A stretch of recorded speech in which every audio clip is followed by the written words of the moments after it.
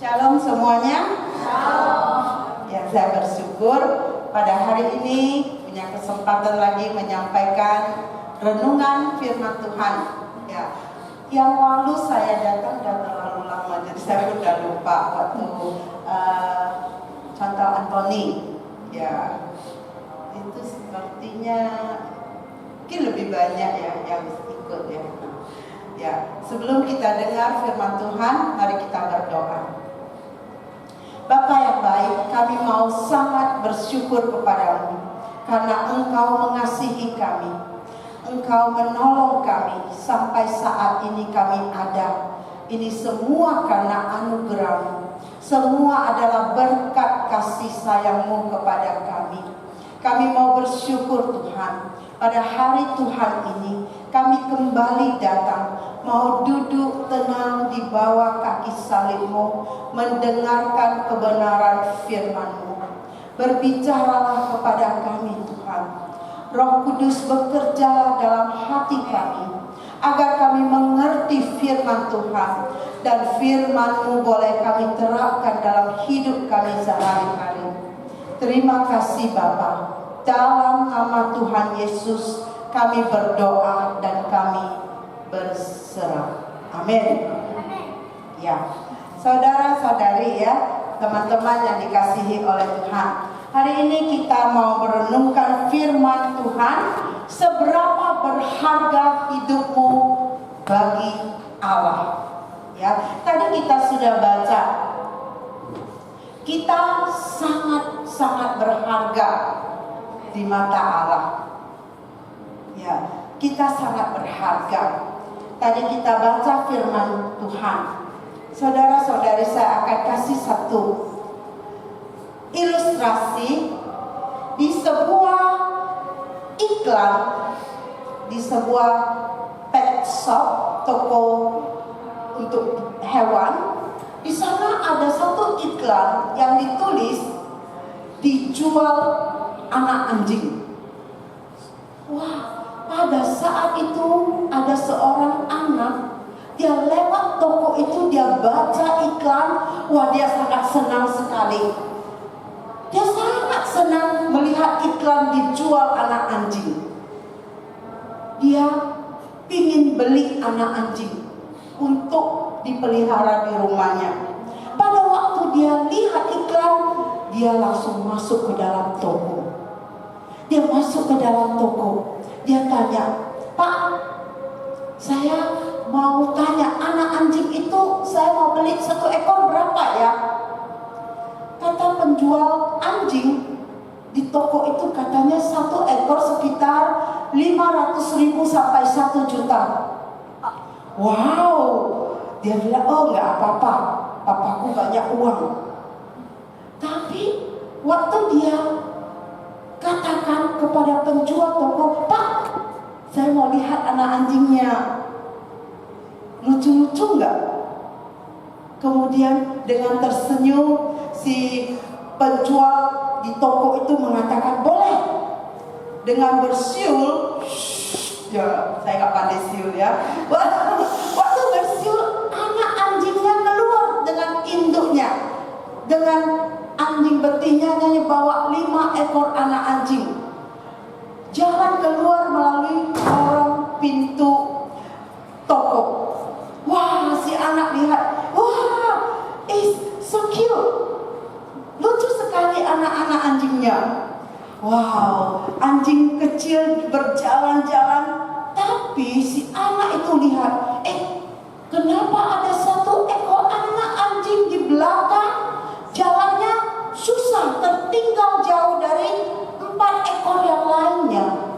Kemudian si anak tanya, "Pak, kenapa ya anak anjing yang 1 itu kenapa?" Si penjual toko katakan, anak anjing ini waktu lahir, dilahirkan oleh induknya, ada kelainan di pinggulnya. Jadi dia nggak bisa jalan seperti anjing biasa dengan cepat. Dia cacat seumur hidup. Wah, kasihan ya. Tapi si anak itu katakan, "Pak, dengan tersenyum, "Saya mau beli anak anjing yang cacat itu." "Wah," kata penjual toko, "jangan nak, anak anjing yang cacat jangan kamu beli. Kalau kamu mau, saya kasih kamu dengan gratis anak yang cacat ini." Wah, si anak bukannya senang dikasih gratis, tapi dia sedih. Dia menatap wajah penjual toko, dia katakan, "Pak, saya nggak mau gratis. Saya mau anak anjing cacat ini sama berharganya dengan anak-anak anjing yang lain. Mereka sama berharga. Jangan gratis. Saya mau dia berharga sama dengan yang lain, anjing yang lain." Akhirnya si penjual toko katakan, "Nak, saya kasih tahu kamu, anak anjing yang cacat itu nggak usah kamu beli. Saya kasih kamu gratis. Karena apa? Kamu jangan beli, nanti kamu rugi. Anak anjing ini nggak bisa berlari dengan cepat bermain dengan engkau. Dia nggak bisa melompat mengejar-ngejar kamu. Dia tidak selincah 4 ekor anjing yang lain. Gak usah kamu beli yang ini, beli yang bagus aja." Tapi si anak, dia kemudian tarik celana panjangnya, rupanya dia punya sepasang kaki yang cacat juga. Dia katakan, "Pak, saya mau kamu lihat, saya juga cacat. Saya juga tidak bisa berlari dengan cepat seperti anak-anak yang lain. Saya juga tidak bisa melompat seperti anak-anak yang lain. Saya juga tidak bisa berkejar-kejaran seperti anak-anak yang lain." Kemudian dengan sedih, si penjual toko sampai mengalirkan air mata, menangis. Dia melihat sedih sekali. Rupanya si anak ini juga cacat kakinya. Si anak ini justru dia juga sama berharga dengan anak perempuan yang lain. Dia mau anjing yang cacat ini juga sama berharga dengan anak-anak anjing yang lain. Kemudian si penjual toko ini katakan, "Baiklah nak, kamu mau ini jadi milikmu dan kamu bayar sesuai dengan apa yang kamu mau." Saudara-saudari yang dikasihi oleh Tuhan, si penjual itu katakan, "Nak, saya berdoa setiap hari supaya ada orang yang mau membeli anak-anak anjing seperti majikan, seperti engkau baiknya. Maunya setiap anak anjing saya punya orang yang baik seperti majikan ini, seperti Anda anak." Wah, si anak merasakan penghiburan. Kata pemilik toko itu, ketika dia menggigit bibirnya dan dia mengeluarkan air mata, dia lihat bagaimana situasinya saat ini. Anak itu terhibur. Walaupun dia cacat, anak anjing itu cacat, tapi sama berharga di mata Tuhan. Saudara-saudari, bagaimana dengan keadaan kita saat ini? Apakah kita punya kelemahan? Mungkin kita bukan cacat secara jasmani, kita punya kelemahan yang lain, kita punya kekurangan yang lain. Mungkin orang-orang di sekeliling kita memandang hina terhadap kita. Dia pandang sebelah mata. yang anggap kita ini tidak berharga. Mungkin orang lain menilai kita, oh ini orang yang tidak pakai, tidak layak, orang yang rendah, orang yang kecil, orang yang hina. Namun saya mau katakan, firman Tuhan hari ini katakan, engkau berharga di mata Tuhan. Saya dan saudara berharga di mata Tuhan. Walaupun ada orang yang menganggap kita hina, menganggap kita rendah, selalu melihat semua kekurangan kita, namun dia tidak lihat kelebihan kita. Itu tidak masalah, karena Tuhan yang menciptakan kita, dia lihat apa yang ada di dalam hati kita. Dia pandang kita sangat berharga di matanya. Untuk itu, saudara-saudari, teman-teman semua, katakan kepada kiri kananmu, engkau berharga di mata Tuhan. Ya, kita berharga. Saya percaya saudara dan saya bahwa hidup ini sangat berharga bagi Tuhan. Hidup kita sangat berharga bagi Tuhan. Hidup Anda sangat berharga bagi Allah. Sangat berharga. Bukan tentang apa yang kita punya, tapi hidup kita sangat berharga bagi Dia. Saudara-saudari, bukankah bukan milikmu, tapi hidupmu sangat berharga di mata Allah. Hidup kita sangat berharga. Bukan apa yang kita punya, bukan kita punya banyak deposito di bank, bukan kita punya banyak emas, banyak harta karun di rumah.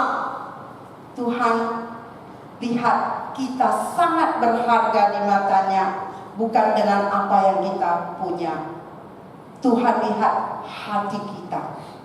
Saudara-saudari, 1 Petrus 3 ayat 3 tadi mengatakan, perhiasanmu janganlah secara lahiriah, yaitu dengan mengepang-epang rambut, memakai perhiasan emas, atau dengan mengenakan pakaian yang indah-indah.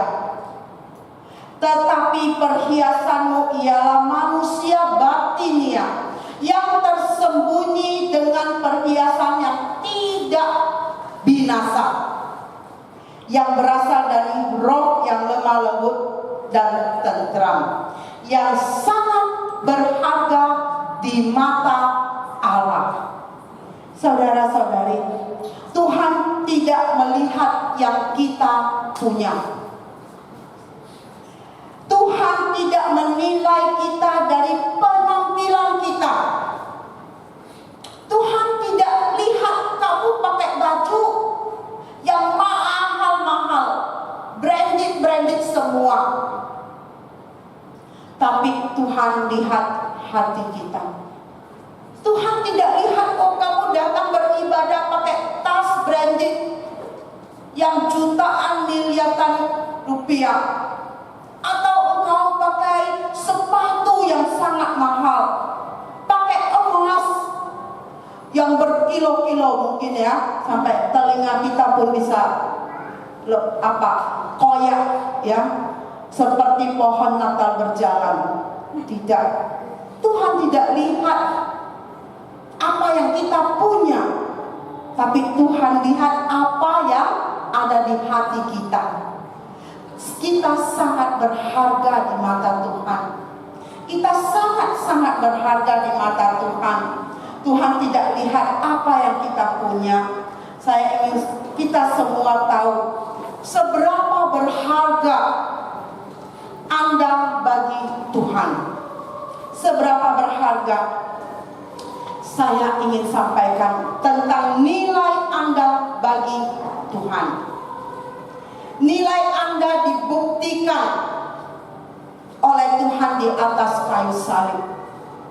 Nilai kita itu dibuktikan oleh pengorbanan Yesus di atas salib untuk menebus dosa-dosa kita, untuk menebus semua pelanggaran-pelanggaran kita. Kita berbuat dosa, seharusnya kita yang dihukum. Namun Yesus mengasihi kita. Dia tahu, dia melihat kita itu berharga di matanya. Maka Allah mengorbankan anak tunggalnya, Yesus Kristus, untuk mati di atas kayu salib demi menghapus, menebus, membayar hutang-hutang dosa kita. Semua saudara-saudari yang dikasihi oleh Tuhan, kita ini berharga. Nilai Anda dan saya dibuktikan oleh Yesus di atas kayu salib. Yesus mati buat kita karena kita berharga di matanya. Yesus gak mungkin mengorbankan dirinya kalau kita tidak punya nilai di hati Bapa. Justru kita berharga. Kalau ada orang yang bilang kita tidak berharga, tidak bernilai, hina, dianggap remeh, dianggap orang rendah. Saudara, kita tidak dibeli dengan emas dan permata. Kita bukan dibeli dengan emas, permata, dengan uang, dengan dolar, tapi kita dibeli dengan harga yang mahal. Pengorbanan Yesus di atas kayu salib menebus kita. 1 Petrus dikatakan tadi di 1 Petrus 1 ayat 18 sampai 19. Next. Oke. Mari kita baca sama-sama. Sebab kamu tahu bahwa kamu telah ditebus dari cara hidupmu yang sia-sia, yang kamu warisi dari nenek moyangmu itu, bukan dengan barang yang fana, bukan pula dengan perak dan emas, melainkan dengan darah yang mahal, yaitu darah Kristus yang sama seperti darah anak domba yang dan tak bercacat. Saudara-saudari yang dikasihi Tuhan, kita berharga di mata Tuhan. Ya, kita berharga. Yesus diserahkan untuk dihukum karena pelanggaran kita. Pelanggaran saudara dan saya, dosa saudara dan saya, Yesus diserahkan. Yesus dipukul, dihukum, diludahi, ditusuk, dimahkotai duri, mati di atas kayu salib. Bukan karena Yesus berbuat dosa, bukan karena Yesus berbuat dosa. Yesus diserahkan karena pelanggaran saudara dan saya. Yesus mati di atas kayu salib karena dosa-dosa saudara dan saya. Saudara-saudariku, kita renungkan semua pelanggaran saudara dan saya, semua kesalahan, dosa-dosa saudara dan saya ditanggungkan kepada Yesus. Tubuh Yesus menanggung semua dosa kita. Kemudian dalam murka Allah yang meruak dosa, pelanggaran, kesalahan saudara dan saya, Tuhan telah menghukum semua dosa itu. Semua pelanggaran, kesalahan kita ditimpakan ke dalam tubuh Tuhan Yesus sampai dia mati di atas kayu salib. Tapi puji Tuhan, Allah yang kita sembah, Allah yang kita percaya adalah Allah yang hidup, Allah yang mati kemudian 3 hari lagi dia bangkit. Bukan Allah yang mati, Allah yang sudah bangkit. Ini adalah tanda bukti, kwitansi atau risisnya, atau tanda bukti Tuhan membayar lunas semua hutang dosa kita. Dia hidup, dia sanggup menolong kita, dia sanggup menyelamatkan kita, karena kita sangat berharga di mata Allah. Saudara-saudariku, kebangkitan Yesus adalah tanda bukti kita berharga di mata Allah, bahwa dosamu dan dosaku telah diampuni. Dan hari ini saudara dan saya menjadi orang yang benar. Karena apa? Karena Yesus. Saudara dan saya menjadi orang yang benar bukan karena perbuatan kita, tapi karena perbuatan Yesus Tuhan kita. Kita menjadi orang yang benar. Jadi saudara dan saya menjadi orang yang benar bukan karena apa yang saudara dan saya lakukan. Saudara dan saya menjadi orang yang benar karena apa yang Yesus lakukan. Amin. Ya, dan apa yang Yesus lakukan adalah yang kekal. Apa yang Yesus lakukan adalah yang tidak bisa binasa. Bukan dengan barang yang fana kita ditebus, tapi dengan darah Yesus. Saudara, berapa kali Yesus mengorbankan dirinya untuk menanggung dosa kita? 1 kali. 1 kali. Untuk berapa lama Tuhan menebus kita? 1 kali. Untuk selama-lamanya kita punya hidup yang kekal. Oleh sebab itu, saudara-saudara, sesudah Tuhan bangkit, Tuhan menganugerahkan keselamatan kepada saudara dan saya yang percaya kepadanya. Kalau Anda ingin tahu nilai Anda bagi Tuhan, nilaimu adalah engkau dipilih menjadi baiknya. Kita ini adalah baiknya Allah. Next. Ya, nilai kita adalah baik, suci Tuhan. Mari kita baca sama-sama. Atau tidak tahukah kamu bahwa tubuhmu adalah baik Roh Kudus yang diam di dalam kamu, Roh Kudus yang kamu peroleh dari Allah, dan bahwa kamu bukan milik kamu sendiri, sebab kamu telah dibeli dengan harga telah lunas dibayar. Karena itu muliakanlah Tuhan. Saudara,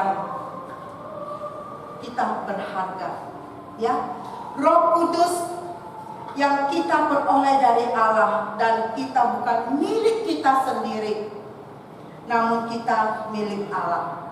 Oleh itu kita harus buat apa? Muliakanlah Tuhan Allah dengan tubuhmu, ya. Karena tubuh kita ini baik Allah. Jangan kita kotori tubuh kita. Tubuh kita ini baik Roh Suci, Roh Kudus. Oleh sebab itu kita muliakan Tuhan dengan tubuh kita, karena kita sangat berharga di mata Allah. Kita tahu hidup kita sangat berharga bagi Allah yang tinggal di dalam kita. Dan berapa harga Anda Allah? Harga Anda bagi Allah berapa? How precious are you in His sight? Seberapa berharganya Anda di mata Allah. Saudara, kita lihat berapa berharga. Next. Tuhan dapat hitung berapa rambut kita. Kita sangat berharga di matanya. Mari kita baca Matius 10 ayat 9. Bukankah burung pipit dijual 2 ekor sesuai? Namun seekor pun daripadanya tidak akan jatuh ke bumi di luar kehendak Bapamu. Dan kamu, rambut kepalamu pun terhitung semuanya. Sebab itu janganlah kamu takut, karena kamu lebih berharga daripada burung. Kita lebih berharga dari burung pipit yang dianggap orang tidak berharga. Kita lebih berharga, kata Tuhan. Kita bersyukur kepadanya. Kita bersyukur. Tuhan katakan kita berharga. Seberapa berharganya kamu, sampai setiap helai rambutmu Tuhan tahu. Kita aja nggak tahu kan? Orang yang paling dekat dengan kita aja nggak tahu berapa helai rambut kita. Kita mencoba berkenan kepada manusia, tapi seberapakah manusia bisa menghargai kita? Kita mencoba buat sebaik-baiknya, atau kalian coba bekerja sebaik-baiknya. Ada juga nanti yang bilang kita nggak baik. Ada juga nanti kelemahan-kelemahan kita yang selalu dibilang-bilang keluar. Tapi semua yang kita lakukan yang baik tidak dibilang, ya, didiamkan aja. Itu sudah seharusnya. Tapi yang jelek-jelek selalu kita dengar, selalu dikeluarkan. Saudara, kita jangan kecewa. Kita nggak usah putus asa. Kalau orang lemahkan kita, rendahkan kita, bilang apapun tentang kita, memang kita punya hati bisa sakit, ya, karena kita manusia. Kalau direndahkan, dihina, dianggap tidak berharga, kita bisa merasa, wah, nggak enak hati kita. Namun jangan putus asa, jangan kecewa, karena di mata Allah kita berharga, sangat berharga. Sampai Tuhan tahu berapa jumlah rambut kita. Dibandingkan dengan burung pipit, kita lebih berharga lagi. Oleh sebab itu, bukan dalam pandangan Allah saja, tetapi juga manusia.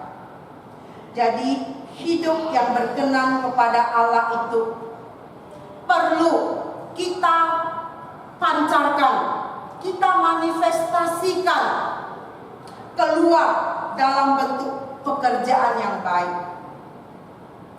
Ya, sebagai orang yang sudah percaya Tuhan,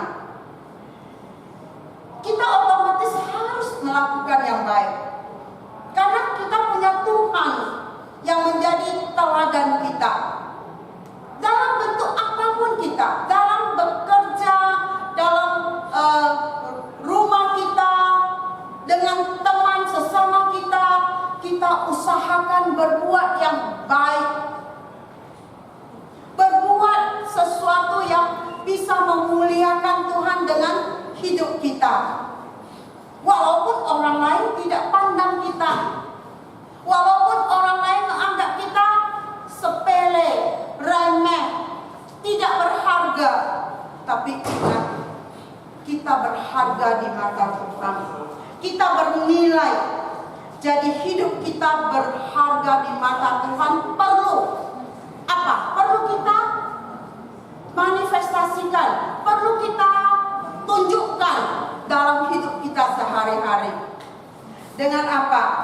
Dalam bentuk pekerjaan yang baik, tanggung jawab kita, dalam bentuk pekerjaan yang berkualitas, dalam bentuk bisa dilihat orang kita, orang yang sungguh-sungguh mau bekerja dengan baik, yang bisa bekerja dengan excellent, dengan baik, sehingga mendapat hormat dari manusia dan Allah juga kita muliakan. Saudara-saudari, apa sih artinya hormat? Bukan kita gila hormatnya, bukan kita gila hormat, ingin sekali dihormati orang, itu artinya hormat. Bukan. Bukan karena kita gila hormat supaya, tetapi apa? Supaya nama Tuhan itu dimuliakan. Kalau kita buat baik, bekerja dengan baik, nama Tuhan kita juga harum, juga mulia. Kenapa? Orang lihat, oh, dia bekerja dengan baik, tanggung jawab, menyelesaikan semua pekerjaan dengan benar. Kenapa? Dia lihat, oh, rupanya dia punya Tuhan Yesus yang hidup dalam hidupnya. Semua yang kita lakukan, Tuhan kita diagungkan. Oleh sebab itu, sekali lagi, kita mewakili Tuhan di dunia ini. Kita mewakili Tuhan, dan dunia ini hanya bisa menghormati atau hanya akan menghormati kita dan menghormati Tuhan yang kita sembah kalau mereka melihat bahwa iman kita, apa yang kita percaya, membuahkan keberhasilan. Apa yang kita percaya ini membuahkan kebaikan yang keluar. Karena apa? Kita berharga di mata Tuhan. Kita berharga. Tubuh kita adalah baik Allah. Dan yang baik itu memuliakan Tuhan. Mari kita berdoa. Bapa yang baik, kami mau bersyukur dan berterima kasih kepadamu. Melalui firman-Mu hari ini boleh mengingatkan kami, menghibur dan menguatkan kami yang hidup merasa diri tidak berharga, merasa diri hina, merasa diri diremehkan, direndahkan. Namun melalui firman-Mu hari ini, kami tahu bahwa kami bernilai, berharga di mata Tuhan. Kami mau bersyukur dan berterima kasih. Kami bangga punya Allah seperti Engkau. Allah yang sudah mengangkat kami, yang sudah menebus kami dari kesalahan dan dosa kami, sehingga kami berharga di mata Tuhan. Kami mau berterima kasih dan bersyukur kepadamu. Pakailah semua anak-anak-Mu di tempat ini. Berkati setiap pekerjaan mereka, berkati setiap rumah tangga mereka, dan semua keluarga yang jauh maupun yang dekat dengan mereka. Tuhan berkati semua, Tuhan lindungi, Tuhan tolong semua apa yang menjadi kebutuhan mereka, Tuhan cukupkan. Terima kasih Bapa. Dalam nama Tuhan Yesus kami berdoa dan kami berserah. Amin.